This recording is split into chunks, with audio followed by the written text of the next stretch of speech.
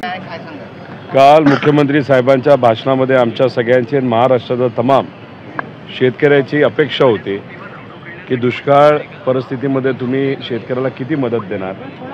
अतिवृष्टी जी झाली त्याच्यामध्ये जो शेतकऱ्याचं नुकसान झालं आहे सगळीकडेच, विदर्भापासून पश्चिम महाराष्ट्रापासून खानदेशपर्यंत, तिथं तर शेतकऱ्याला तुम्ही मदत किती देणार। पण त्या बाबतीतली कुठलीही चर्चा झाली नाही। सोयाबीनचे भाव 4,500 रुपये ते वाढवण्यासाठी आपल्याला काय मदत करता येईल, तसंच कपाशीचे भाव जे पडलेले आहेत आणि तुरीला आज जी काही अडचण आलेली आहे। त्यामुळे काल मुख्यमंत्री साहेबांचं भाषण आपण जर ऐकलं ते फक्त राजकीय भाषण होतं, त्याच्यामध्ये सामान्य शेतकऱ्यासाठी कुठेही काय नव्हतं। त्यामुळे हे जे काही टी शर्ट घातला आहे, शर्ट घातला आहे, एक बंडी स्वरूपाचा आहे, शेतकऱ्याची व्यथा या टी शर्टवर आहे। त्यामुळे शेतकऱ्याच्या वतीने मी परत एकदा या मंत्री महोदयांना आणि मुख्यमंत्री साहेबांना विनंती करतो की तुम्ही शेतकऱ्याच्या बाबतीत काहीतरी ठोस असा निर्णय तिथं द्या। मदत किती करणार हे तुम्ही सांगा, तुमचं राजकीय भाषण आम्हाला नको, तर तुम्ही शेतकऱ्याला काय देणार हे आम्हाला जास्त माहिती महत्त्वाचं आहे। आता तिथं बौद्धिक काय चर्चा झाली खरं तर आपल्याला बघावं लागेल। काय शेवटी पुरोगामी आणि प्रतिगामीमध्ये खूप मोठा फरक आहे। पुरोगामीमध्ये विकास येतो आणि प्रतिगामीमध्ये विकास येत नाही।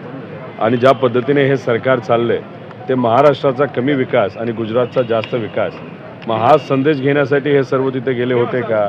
जो अन्याय महाराष्ट्रावर होतो तो अन्याय दूर करण्यासाठी या सरकारने काम करायला पाहिजे, पण तसं काय होताना दिसत नाही। त्यामुळे खरं तर हे सरकार महाराष्ट्रातल्या लोकांसाठी काम करते का गुजरातच्या, हे कुठेतरी स्पष्ट त्या लोकांनी सुद्धा केलं पाहिजे, संघटनेच्या आणि इथं असणाऱ्या बीजेपीच्या नेत्यांनी सुद्धा केलं पाहिजे असं आमच्या सगळ्यांचं मत आहे। गंभीर आरोप केले होते संघर्ष यात्रेमध्ये की 30 लाख घेऊन तलाठी नेमण्यात आलेले आहेत। तुम्ही जर आज मुलांना भेटलात ज्यांनी तलाठी भरतीसाठी प्रयत्न केले होते, त्यांच्याकडनं संपूर्ण पुरावे आहेत। ते पुरावे असे आहेत की आम्ही अधिवेशनामध्ये जेव्हा हा मुद्दा मांडला होता की तलाठी भरतीमध्ये पेपर फुटतोय आणि जो माणूस पेपर फुटतोय त्याचंच फायनल यादीमध्ये नावसुद्धा आलेलं आहे, तेव्हा आम्हाला उत्तर फार थातूर मातूर हे देवेंद्र फडणवीस साहेबांनी दिलं की ज्या पत्रकारांनी ही खरी बातमी दिली त्याच्यावर हक्कभंग आणतो असं त्यांनी सांगितलं।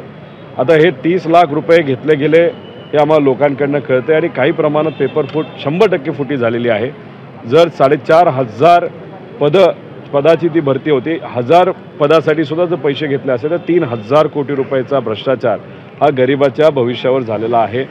तुम्ही जर बघितलं तर आम्ही म्हणतोय पेपर फुटीचा कडक कायदा हा तुम्ही लवकरात लवकर आणा, पण हे सरकार मुद्दामून चाल ढकल त्याच्यामध्ये करते। एक कमिटी केली, कमिटी करण्याचं काही कारण नव्हतं, 3 महिने घेण्याचं काही कारण नव्हतं।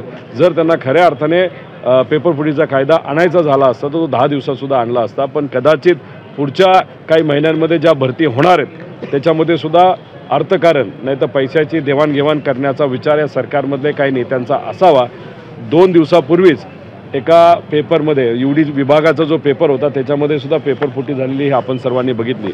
त्यामुळे हे सरकार कुठेतरी लहान जी मुलं आहेत, युवा आहेत, त्यांच्या भवितव्यावर लोणी खाण्याचा प्रयत्न करत आहे असं आमच्या सगळ्यांचं ठाम मत आहे। अमोल मिटकर यांनी महत्त्वाचं विधान केलं, त्यांचं न्यू इयरचं रेझोल्युशन आहे की अजित पवार हे महाराष्ट्राचे मुख्यमंत्री झाले पाहिजेत आणि त्यासाठी हवा तो प्रयत्न आम्ही सगळ्यांनी केला पाहिजे। त्यांना मनापासून शुभेच्छा।